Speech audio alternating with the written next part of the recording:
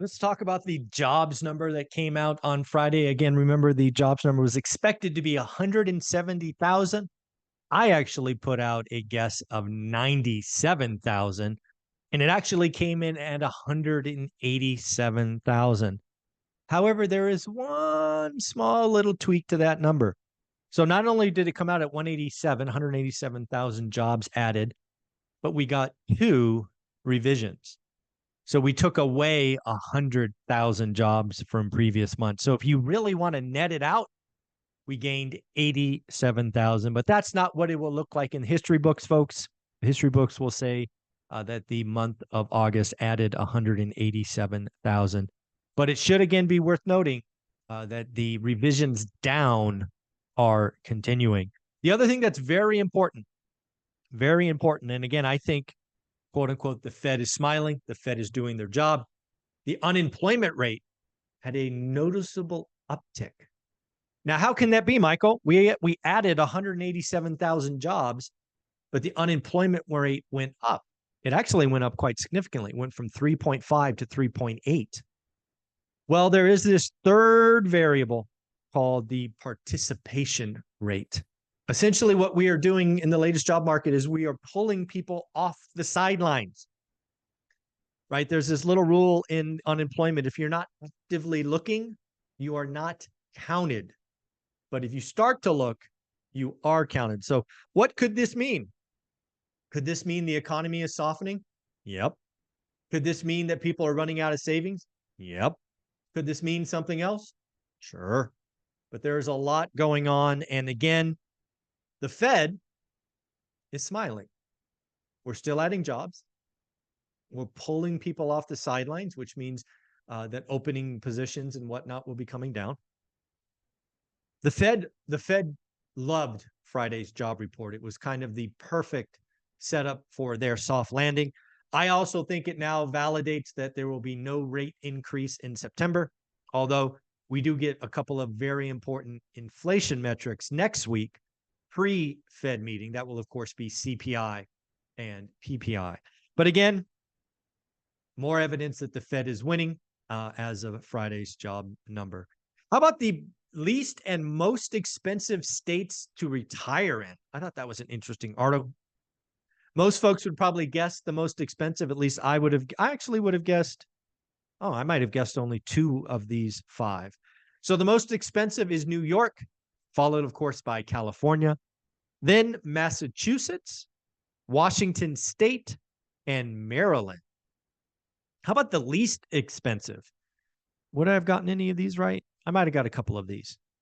The least expensive state to retire in is in West Virginia, followed by Mississippi, Iowa, Alabama, and Missouri. So again, folks, the most expensive and least expensive to retire in. How about the UK? According to Robert Gardner, chief economist at Nationwide, the UK has just suffered the largest price drop in 14 years, and it is just starting. The UK is already down 5.3% from the peak. Rates are up. This is going to get worse. Robert highlights that if you are a borrower with fixed rate debt, you are likely to be okay. Again, folks, the UK housing market is not like the US, where there is a predominant portion of 30-year fixed rate debt. I've been asked many times, if the US had arms, would we be in trouble? Of course we would. Of course we would. But now we have a lion's share of folks below 4, lots of people below 5. And if you believe BlackRock, 90% of us have mortgage rates below 6. It's just where we are. It's an entirely different ballgame with fixed versus variable rate debt.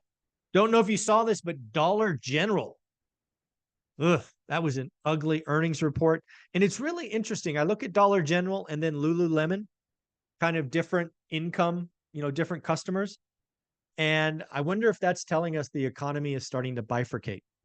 Again, Lululemon blew out their numbers, raised guidance. Dollar General, huge disappointment, way down. They blamed slump in consumers and theft and all of these things. I don't know. We've got to watch it. How about the good old David Portnoy? David Portnoy comes in, buys his company back for $1. He goes to the office. There's no one there.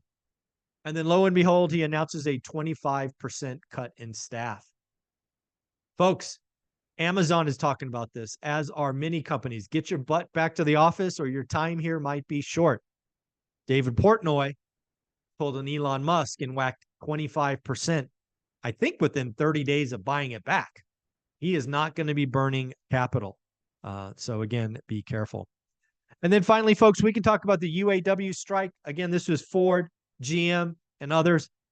Did you know that the UAW is looking to get a 40% pay raise and take the work week down to 32 hours? Yes, folks, they're looking to take the work week down and get a pay bump to 40%. I think the chances are that they go on strike are pretty high. They have, last checked, about a $750 billion strike fund.